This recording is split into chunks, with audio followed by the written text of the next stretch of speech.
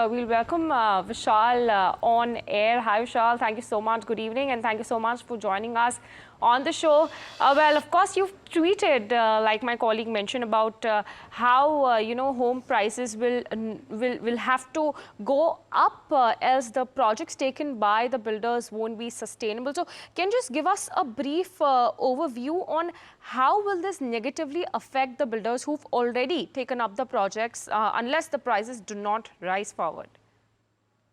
So see, I think to understand that right now in Mumbai, we are going through a situation of a lot of oversupply where people have undertaken projects, I think, more for pandering to the whims and fancies of stock market than for profitability in the real estate market.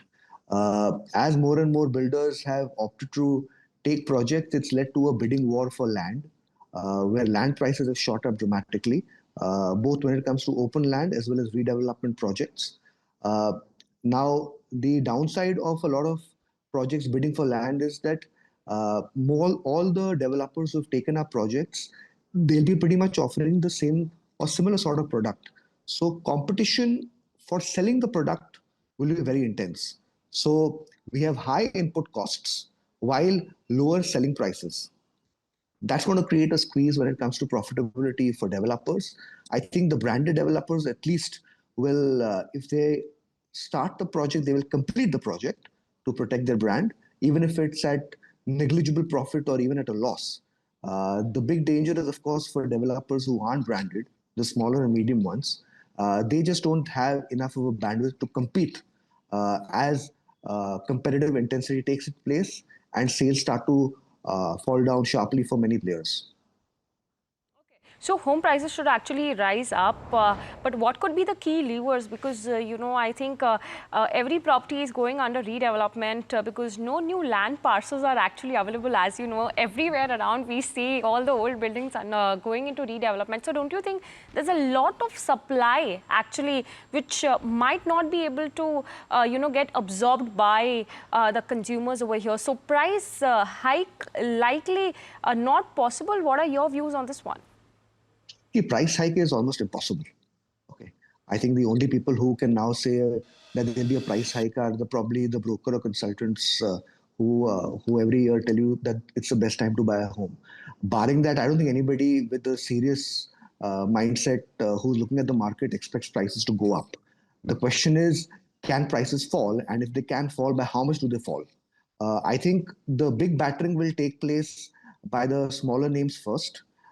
And I think that's been triggered to a large extent by the larger developers. I think the larger developers have now started giving some pretty attractive payment plans, which I was not expecting so early on in the year. I think just when I'm reading the signs on the billboards, it's telling me that the big developers themselves are finding it a big struggle to sell. So they have unleashed payment plans to get sales. Unfortunately, the weaker hands cannot offer payment plans. They don't have the financial strength to offer payment plans to buyers, which is why their demand will get hit even more sharply. So yeah, in case if somebody is a home buyer buying in a project where the developer does not have enough bandwidth, I think he has to reevaluate his options or put on his safety belts. All the points which you mentioned are actually corroborating to the kind of situation where price hike will be unlikely, right? If I'm not wrong, correct me if I'm wrong, please. Yeah, no, price hike will not happen. Means I've got zero hesitation in sticking my neck out on this one. Price hikes are not happening. Means even I think it'll be an extremely brave builder who tells you that prices will rise in the coming 12 months. Because of the potential high supply that is happening, right? Can you give us some demand supply outlook economics over here for real estate? Oh, okay, so let's look at it this way. In a typical environment that we saw pre-COVID versus today, we are seeing supply which is 6x of a normal year. Okay, 6x. That supply which we earlier used to see prior to COVID, that also had struggle getting absorbed. Now, even with strong demand, okay, and by strong demand, I mean at an aggregate level, because remember, if they were earlier 50 projects, today it's replaced with 250 projects. So while the number of sales, some may say, have gone from 100 to 120, the at an individual level, Because earlier 50 projects were getting 100 sales, today it's 250 projects getting 120 sales. So each project in itself is struggling. In the last year, uh, I think there have been 4 launches by listed slash branded builders that have done well. All the others have performed poorly or have had very modest performance. So I think this is showing up in terms of the entire sentiment in terms of demand going down at a time where buyers have too many options. Given like you mentioned, the amount of redevelopment that's happened, every buyer has a lot of options to choose from. So he's taking his time in making a decision. Uh, Earlier, if he had 3 projects to choose from or 4 projects to choose from, now he has 20. And to complete scrutinizing each of those 20 projects, instead of taking 2 months, now will take 6 months to 8 months. That's what's hurting the entire velocity of sales.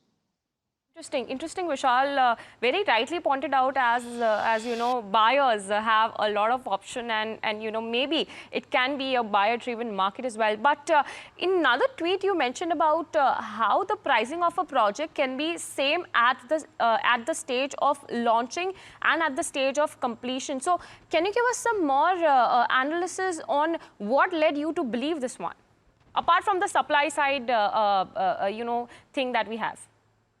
So see, it's a combination of supply and demand only in this. And to be fair, I must point out that this point that I'm highlighting, it's a trend that's been there in the market for almost a year now.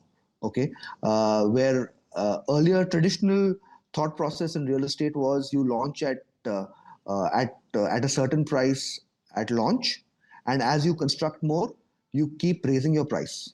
Unfortunately, in an environment where you have so much supply that is also staggered. Okay, so just think of it this way. I'm a builder who today's at launch is sold at 1 crore rupees. I construct 10 floors.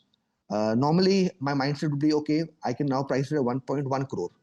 The only problem is when he does that, he raises the price to 1.1 crore. A neighboring project which started 3 months, 4 months before, after him, that's still priced at 1 crore. So a buyer says for 3 months delay or a 3 months behind project on schedule, I'm getting a 10 lakh lower price. Why should I go for the 1.1 crore? So he goes to the 1 crore guy. Now the same situation comes to the 1 crore guy as he does 6 months more. He tries to raise his price, but there's somebody standing behind him who's 6 months behind or 3 months behind him who is offering a price which is at a certain lower price. So the ability to raise prices when you have so many projects at very staggered, phases, it's negligible. I think it's the first time that we'll see it, and which is why when you look at many billboards, we have a very peculiar trend which is gaining traction, which is post-possession payment plans. Right, Earlier, people right. thought I complete the project, get sold. No longer true. Right, right. Okay, very interesting conversation over here. A lot of questions, but because of crunch of time, we'll have to wrap this conversation. Thank you so much, Vishal, for joining us on the show.